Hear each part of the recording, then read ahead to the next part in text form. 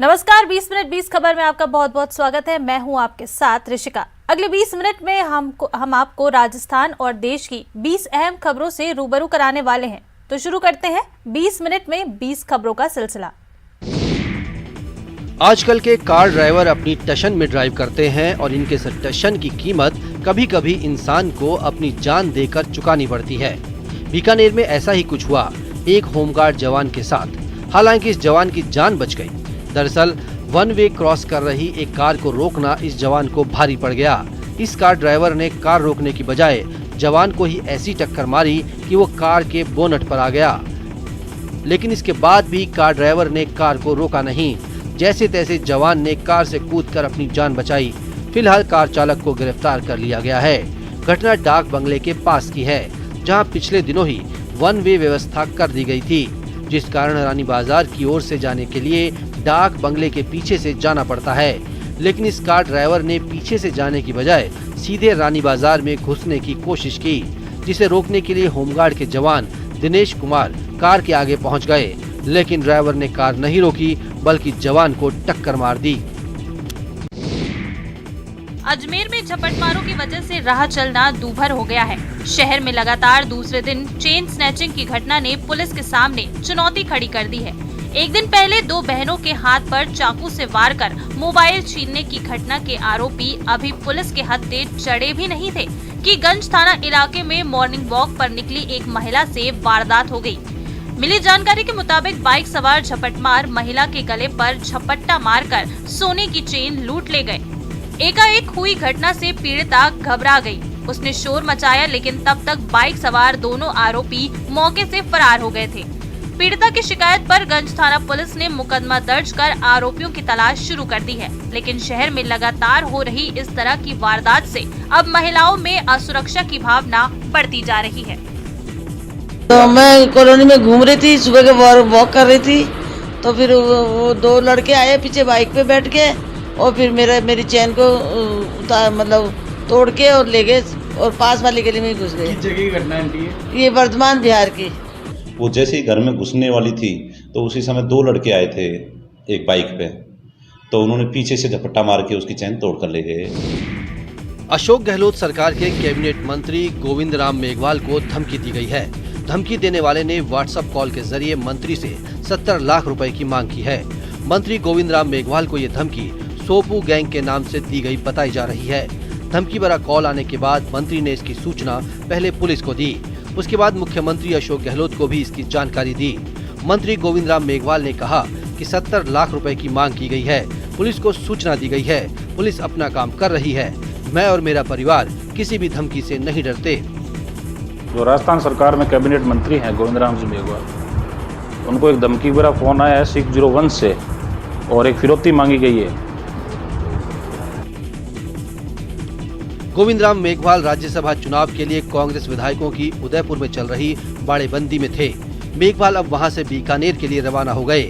आपको बताते चलें कि मंत्री गोविंद राम मेघवाल बीकानेर के खाजूवाला विधानसभा क्षेत्र से विधायक हैं। राजस्थान सरकार में भी आपदा प्रबंधन मंत्री हैं। पुलिस के पास मामले की जानकारी पहुंचने के बाद एसओजी भी इस मामले को लेकर सक्रिय हो गई। बताया जा रहा है कि पुलिस की प्रारंभिक जांच में सामने आया है कि मंत्री के पास धमकी भरा ये कॉल मलेशिया से आया है, लेकिन पुलिस ने अभी ज्यादा कुछ बताने से इनकार किया है। क्या रास्ते के लिए छिड़ी जंग की कीमत किसी को अपनी जान देकर चुकानी पड़ सकती है? नहीं ना। चित्तौड़गढ़ में दो पक्षों में हुई खूनी जंग में चाकू मारकर एक युवक की हत्या कर दी गई, जबकि एक गंभीर रूप से घायल हो गया, जिसे इलाज के लिए उदयपुर भेजा गया है। घटना चंदेरिया थाना इलाके के रोजड़ा गांव की है। हमको रात को 11 बजे सूचना मिली थी कि भाई मेरे किसी ने चाकू लगा दिया और आप लोग यहाँ हो। फिर मैं और सरपंच साहब अभी वहाँ गए, फिर उनको लेके हॉस्पिटल में आए। पुलिस के मुताबिक रास्ते को लेकर दो पक्षों में शुरू हुआ विवाद देखते ही देखते खूनी जंग में बदल गया, जिसमें दशरथ बंजारा नाम के शख्स की चाकू मारकर हत्या कर दी गई, जबकि उसका साथी जगदीश सुखवाल गंभीर रूप से घायल हो गया। प्रारंभिक जांच में गांव के ही राकेश बंजारा और लक्ष्मण गाडेरी से विवाद होने की बात सामने आई है। पुलिस ने दोनों को नामजद करते हुए तलाश शुरू कर दी है। रात को करीब 1:30 बजे के आसपास सूचना मिली कि मालंदा चौराहे से आगे रोड में कोई झगड़ा हुआ है। एक घायल है जिसको वही पड़ा हुआ है और एक को हॉस्पिटल लेके गए, जिसमें मौके पर पहुँचे तो देखा कि मौके पर घायल व्यक्ति पड़ा था, जिसको देखा था उसकी डेथ हो गई, बॉडी लेकर ट्रामा कराई और घायल के बारे में पूछा गया तो घायल को रेफर कर दिया है। घटनाक्रम के बारे में उससे जान चाहिए। कैमरे से नजरें चुरा रहा ये वो सरकारी अफसर है जो रिश्वत को जन्म सिद्ध अधिकार समझता था और बड़े सुनियोजित तरीके से घूस लेता था। लेकिन इस बार एसीबी ने रिश्वत की इसकी दुकान का शटर गिरा दिया। एसीबी ने श्रीगंगानगर के लखा हाकम ग्राम पंचायत के ग्राम विकास अधिकारी सुरेश मीणा को 10,000 रुपए की घूस लेते हुए रंगे हाथों ट्रैप कर लिया। सुरेश मीणा के खिलाफ 3 प्लॉटों के पट्टा नवीनीकरण और इंतकाल दर्ज करने की एवज में 15,000 रुपए की रिश्वत मांगे जाने की शिकायत दर्ज कराई गई थी। सत्यापन के बाद एसीबी ने जाल बिछाया और आरोपी को 10,000 की घूस लेते धर दबोचा। आरोपी सुरेश मीणा जयपुर के मुरलीपुरा क्षेत्र का रहने वाला है। सुरेश मीणा के आवास की सघन तलाशी ली जा रही है। विकास अधिकारी द्वारा परिवादी किशन लाल वर्मा के गांव के 3 प्लाट के पट्टों के एवज में 15,000 रुपये रिश्वत की मांग नवीनीकरण करने के लिए की गई व इंतकाल दर्ज करने के लिए की गई। बाद में सौदा 10,000 रुपये में तय हुआ।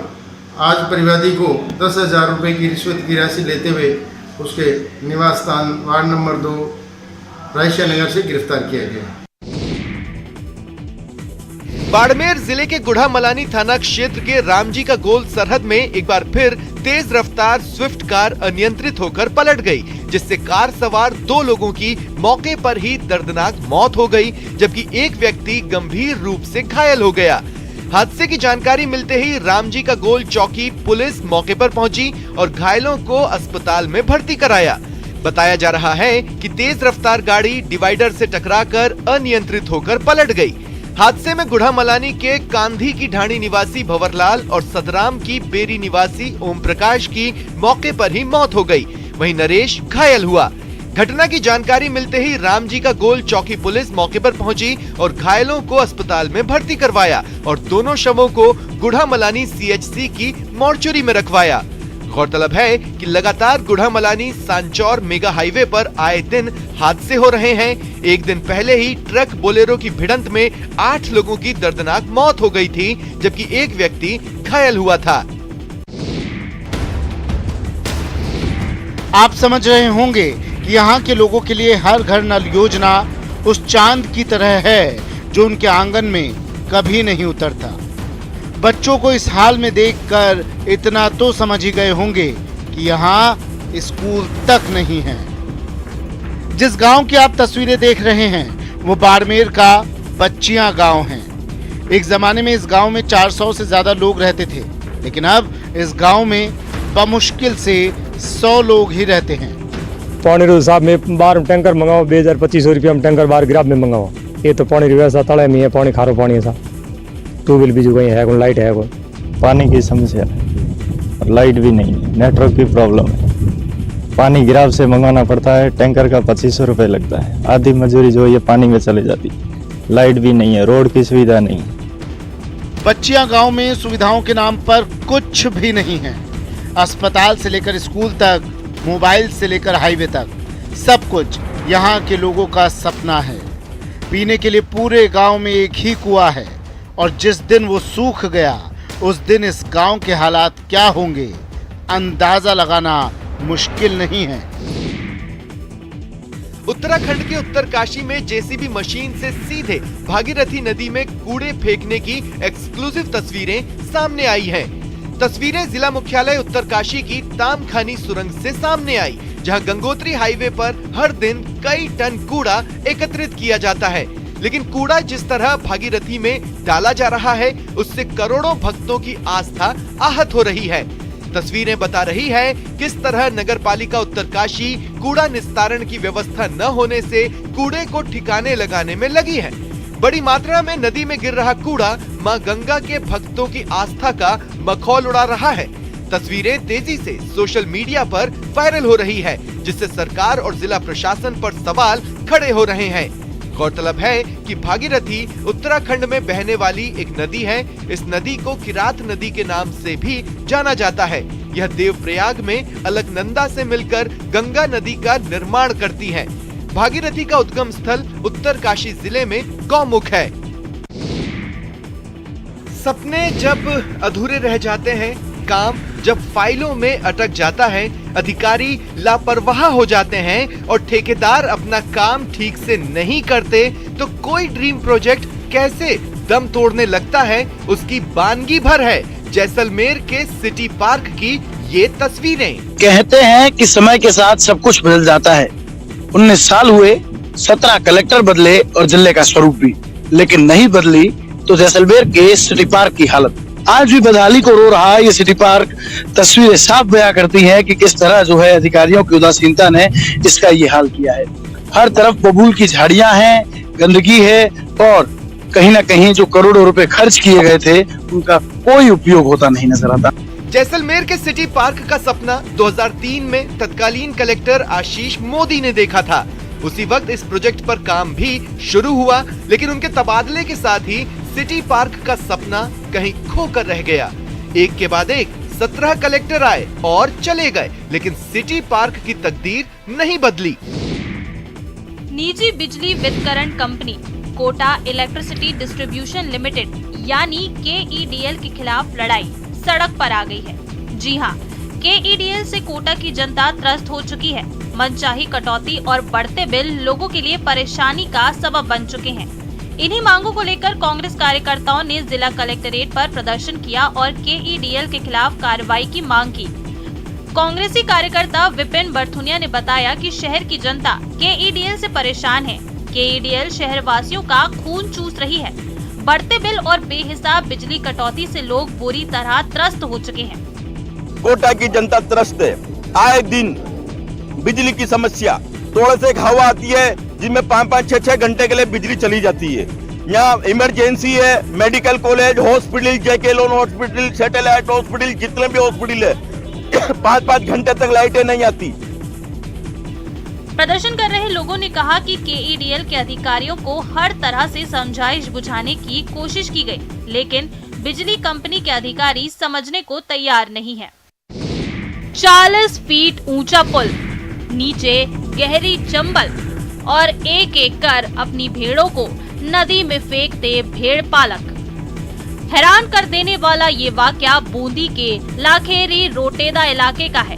यहाँ चंबल नदी पर बने पुल पर भेड़ पालकों ने अपने ही सैकड़ों भेड़ों को नदी में फेंक दिया। वहाँ मौजूदा लोगों ने इसका वीडियो बना लिया, जो अब वायरल हो रहा है। भेड़ पालक एक के बाद एक भेड़ को फेंकते जा रहे हैं। भेड़ें भी आराम से तैरकर किनारे पहुंच गई और हैरान लोग इसे मोबाइल में रिकॉर्ड करते रहे। जब उन्हें गडरियों के भेड़ स्नान का ये हैरत भरा तरीका समझ आया तो मुस्कुराकर चलते बने। दरअसल इन दिनों भीषण गर्मी पड़ रही है। भेड़ों के शरीर पर ऊन होने के कारण गर्मी और ज्यादा लगती है, लेकिन भेड़ पानी में नहीं उतरती, इसलिए उन्हें गर्मी से बचाने के लिए गडरिये ये अनोखा तरीका अपनाते हैं। गाड़ियों पर VIP नंबरों का शौक बहुत पुराना है। रईस और शौकीन लोग अपने नए वाहनों पर अपनी मनपसंद का नंबर लेने के लिए वाहन की कीमत से भी ज्यादा रकम अदा करते हैं और वो नंबर अपनी वाहन प्लेट पर लगाकर शान से सड़कों पर घूमते हैं। इन वाहनों के नंबर देखकर अंदाजा लगाया जा सकता है कि गाड़ी किसी VIP शख्स की है, लेकिन अब ये क्रेज खत्म होता जा रहा है। जयपुर RTO की माने तो अब VIP नंबरों के लिए लोगों की दिलचस्पी खत्म होती जा रही है। आज से 4-5 साल पहले शौकीन लोगों ने एक नंबर के लिए 20 लाख रुपए तक की कीमत चुकाई है। हालात ये भी थे कि एक ही VIP नंबर के लिए कई उम्मीदवार मैदान में होते थे। किसी एक वाहन चालक को वो नंबर देने के लिए बोली लगाई जाती थी, लेकिन ये अब बीती बातें हैं। अब लोग साधारण नंबर से भी काम चला रहे हैं। 2017 वो आखिरी साल था जब एक नंबर की बिक्री 20 लाख रुपए में हुई थी। RTO की माने तो नंबरों की मांग में आई कमी के पीछे बड़ी वजह आर्थिक तंगी और कोविड काल में लोगों का हुआ आर्थिक नुकसान है। फ्रांस में चल रहे पैराशूटिंग वर्ल्ड कप में जयपुर की अवनी लेखरा ने गोल्ड मेडल जीता है। जयपुर की अवनी लेखरा ने मंगलवार को 10 मीटर एयर राइफल वर्ग में 250.6 अंकों के साथ वर्ल्ड रिकॉर्ड बनाते हुए मेडल हासिल किया। अवनी के गोल्ड मेडल जीतने से देश में खुशी है। अवनी ने गोल्ड जीतने के साथ ही अगले पैरालंपिक के लिए क्वालिफाई कर लिया है। अवनी अब 9 जून को 10 मीटर प्रॉन, 11 जून को 50 मीटर 3 पोजीशन और 12 जून को 50 मीटर फाइनल में हिस्सा लेंगी। 13 जून को उनका दिल्ली लौटने का कार्यक्रम है। अवनी इससे पहले टूर्नामेंट से बाहर होने की कगार पर थी, क्योंकि उनके कोच और सहायक को शुरुआत में वीजा नहीं दिया गया था। भारतीय खेल प्राधिकरण और खेल मंत्रालय के हस्तक्षेप के बाद ये मामला सुलझा लिया गया था। अवनी ने पिछले साल अगस्त में टोक्यो पैरालंपिक में SH1 वर्ग में 10 मीटर एयर राइफल स्टैंडिंग स्पर्धा का स्वर्ण पदक जीता था। उन्होंने महिला 50 मीटर राइफल 3 पोजीशन SH1 स्पर्धा में भी कांस्य पदक जीता और पैरालंपिक में एक से अधिक पदक जीतने वाली पहली भारतीय महिला बनी। योगश चित्त वृत्ति निरोधः, यानी चित्त वृत्तियों का निरोध ही योग है। मन हमेशा दौड़ता है, कभी जगत के पदार्थों में, कभी चित्त में पड़ी वासनाओं में। मन की इसी हलचल को वृत्ति कहते हैं। ये दौड़ता हुआ मन कभी भी व्यक्ति को चेतना की गहराइयों में नहीं ले जा पाता, बल्कि जगत में ही उलझाए रखता है। अपने शुद्ध आत्म स्वरूप को जानने के लिए मन और चित्त के स्तर पर हो रही हलचलों को शांत करना जरूरी है।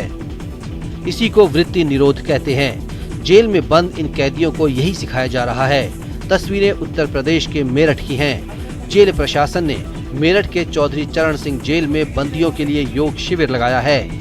जेल अधीक्षक ने बताया, अंतर्राष्ट्रीय योग दिवस के मद्देनजर ये कार्यक्रम आयोजित किया गया है। यहाँ से लोग योग सीख कर जाते हैं और बाहर अपने परिजनों को सिखाते हैं। यहाँ 3000 बंदी हैं। 70-70, 80 ग्रुप में चल रहे हैं। ये अनवरत चलते रहे जब तक सभी बंदी प्रशिक्षित नहीं हो जाते हैं या सभी बंदी पार्टिसिपेट नहीं कर लेते हैं। आखिरी बंदी तक की भी ये कार्यक्रम चलते रहे। घाटी में टारगेट किलिंग की कई घटनाओं के बीच दहशत का माहौल बना हुआ है। एक तरफ सेना लगातार आतंकियों पर नकेल कस रही है, तो वहीं आतंक के साए में एक बार फिर से खीर भवानी यात्रा शुरू हो चुकी है। जी हाँ, कश्मीर घाटी में टारगेट किलिंग के बीच 2 साल बाद गांदरबल के खीर भवानी मंदिर में बुधवार को मेला लग रहा है। इस मेले में हिस्सा लेने के लिए बड़ी संख्या में श्रद्धालु गांदरबल पहुंचे हैं। मंगलवार को जम्मू से श्रद्धालुओं की बस गांदरबल पहुंची। घाटी में आतंक के माहौल के बीच मंगलवार को 250 श्रद्धालु बस में खीर भवानी मंदिर पहुंचे। इनमें ज्यादातर प्रवासी कश्मीर पंडित शामिल हैं। खीर भवानी को कश्मीरी पंडितों की आराध्य देवी माना जाता है। कोरोना काल में खीर भवानी यात्रा 2 साल तक बंद रही थी। इस साल यात्रा शुरू होने से पहले टारगेट किलिंग की वजह से कश्मीरी पंडितों के संगठन ने यात्रा स्थगित करने का फैसला किया था, लेकिन कुछ श्रद्धालु डर के साए में गांदरबल पहुंचे हैं। माता से आशीर्वाद लेने आते हैं। आज थोड़ा कमी ये लगी कि लोग शायद कम हैं और कम भी थे, क्योंकि थोड़ा डर का माहौल पैदा किया गया। सूखे कुएं में गिरा लेपर्ड, मौके पर पहुंचे तमाशबीन और बेजुबान को निकालने के लिए लगाई जा रही जुगत। इस जुगत से अनजान कुएं में पड़ा लेपर्ड बार बार अपनी कातर निगाहों से मदद की गुहार लगा रहा था। खुद को कुएं से निकालने की फरियाद कर रहा था। ऐसी कातर पुकार जिससे पत्थर दिल भी पसीज जाए। तस्वीरें सवाई माधोपुर स्थित रणथंभौर नेशनल पार्क से सटे कुतलपुरा मालियान गांव की है, जहां एक लेपर्ड सूखे कुएं में गिर गया। लेपर्ड की दहाड़ सुनकर मौके पर बड़ी संख्या में ग्रामीणों की भीड़ जुट गई। गांव वालों ने इसकी सूचना वन विभाग को दी, जिसके बाद वन विभाग की रेस्क्यू टीम मौके पर पहुंची और करीब 1 घंटे की कड़ी मशक्कत के बाद लेपर्ड को कुएं से सकुशल बाहर निकाला। इस दौरान लेपर्ड को देखने के लिए काफी संख्या में लोगों की भीड़ भी जमा हो गई। रेस्क्यू टीम प्रभारी राजवीर सिंह, बालकिशन सैनी, जसकरण मीणा मौके पर मौजूद रहे। लेपर्ड के रेस्क्यू के बाद लोगों ने राहत की सांस ली। इसके बाद लेपर्ड को रणथंभौर के जंगल में छोड़ दिया गया। सवाई माधोपुर के पुराने शहर स्थित गलता मंदिर में बुधवार अल सुबह एक भालू आ गया, जिससे मंदिर में मौजूद लोगों में हड़कंप मचा। मंदिर के पुजारी ने इसकी सूचना वन विभाग को दी, जिसके बाद वन विभाग की रेस्क्यू टीम मौके पर पहुंची और भालू का रेस्क्यू किया। संवाददाता से मिली जानकारी के मुताबिक एक भालू रणथंभौर के जंगलों से निकलकर पुराने शहर स्थित गलता मंदिर में जा घुसा। भालू के मंदिर परिसर में घुसने की सूचना पर मौके पर स्थानीय लोगों की भीड़ जुट गई। लोगों ने वन विभाग को सूचना दी। इत्तला के बाद रणथंभौर की रेस्क्यू टीम मौके पर पहुंची। टीम ने कड़ी मशक्कत के बाद भालू को ट्रैंक्विलाइज किया, जिसके बाद रेस्क्यू टीम ने भालू को रणथंभौर के जंगल में सुरक्षित छोड़ दिया। रेस्क्यू टीम प्रभारी राजवीर सिंह ने बताया कि एक भालू गलता मंदिर में घुस गया। भालू मंदिर की परिक्रमा में घुस गया। मंदिर की परिक्रमा में अंधेरा होने की वजह से भालू को ट्रैंक्विलाइज करने में दिक्कत आई। करीब 1.5 घंटे की कड़ी मशक्कत के बाद भालू को ट्रैंक्विलाइज किया गया और फिर भालू को सुरक्षित रणथंभौर के जंगल में छोड़ दिया। भालू के रेस्क्यू करने के बाद स्थानीय लोगों ने राहत की सांस ली। आपके टीवी स्क्रीन पर नजर आ रहा ये वो किन्नर कैलाश है जिसमें असीम शक्तियां हैं। कहा जाता है कि किन्नर कैलाश दिन में 7 बार रंग बदलता है, जबकि इसके आसपास मौजूद पहाड़ियों का रंग एक जैसा ही रहता है। इतना ही नहीं, शिवलिंग का रंग भी बार बार बदलता रहता है, जिसे किन्नौर ही नहीं बल्कि बाहरी राज्यों से आए लोगों ने भी अपनी आंखों से देखा है। वैसे तो देवों के देव महादेव कैलाशपति हैं। हिमालय के गर्भ में बसा कैलाश भोलेनाथ को अत्यंत प्रिय है, लेकिन हिमाचल के किन्नौर में मौजूद किन्नर कैलाश भगवान शिव का शीतकालीन निवास माना जाता है। 12 महीने बर्फ की चादर ओढ़े पहाड़ों के बीच 45 फीट ऊंचा और 16 फीट चौड़ा शिवलिंग अपने आप में अद्भुत है। शिव की शीतकालीन तापोस्थली किन्नर कैलाश यात्रा 2 साल बाद इस वर्ष शुरू होगी। गौरतलब है कि 2 साल पहले किन्नौर प्रशासन ने कोरोना महामारी और कैलाश यात्रा मार्ग में अधिक बर्फबारी से बंद कर दी गई थी। अब हालत सामान्य होने के बाद इस वर्ष फिर से यात्रा शुरू करने का फैसला लिया गया है। छत्तीसगढ़ के राजनांदगांव को पूरे देश में हॉकी की नर्सरी के नाम से जाना जाता है, लेकिन अब यह पहचान बदल रही है। राजनांदगांव अब बास्केटबॉल के लिए पहचाना जा रहा है। पूरे देश में राजनांदगांव के खिलाड़ियों का दबदबा देखने को मिल रहा है। राजनांदगांव में भारतीय खेल प्राधिकरण में 2001 से आए प्रबंधक के राजेश्वर राव ने यहां बास्केटबॉल की शुरुआत की और अब तक यहां से 1500 खिलाड़ी बास्केटबॉल खेल चुके हैं, जिसमें से लगभग 1200 से अधिक खिलाड़ियों ने गोल्ड, सिल्वर, ब्रॉन्ज मेडल जीते हैं और लगभग 250 से अधिक खिलाड़ी देश के अलग अलग हिस्सों में केंद्र और राज्य सरकार में नौकरी कर रहे हैं। राजनांदगांव की अब एक अलग पहचान बास्केटबॉल में पूरे देश में अब धीरे धीरे होने लगी है। हम आपको बता दें कि 2001 से लेकर अब तक लगभग 1500 खिलाड़ी बास्केटबॉल में अपना जौहर दिखा चुके हैं, जिसमें लगभग 1200 से अधिक खिलाड़ियों ने मेडल लिया है। नेशनल इंटरनेशनल मैचों में अपनी प्रतिभा का जौहर इन्होंने मनवाया है और अपने खेल का लोहा मनवाया है। देश के सभी रेलवे जोन के साथ साथ NWR भी अब पूरी तरह से सौर ऊर्जा की तरफ रुख कर रहा है। यही कारण है कि उत्तर पश्चिम रेलवे के चारों मंडल जयपुर, जोधपुर, बीकानेर और अजमेर पर सोलर पैनल लगाए जा रहे हैं। जोन का सबसे बड़ा जंक्शन जयपुर रेलवे स्टेशन अब पूरी तरह से सौर ऊर्जा पर चल रहा है। जी हां, बिजली की बचत और पर्यावरण संरक्षण का उत्तरदायित्व आज व्यक्ति विशेष का न होकर सभी का हो गया है, ताकि आने वाली पीढ़ियों को स्वस्थ जीवन मिल सके।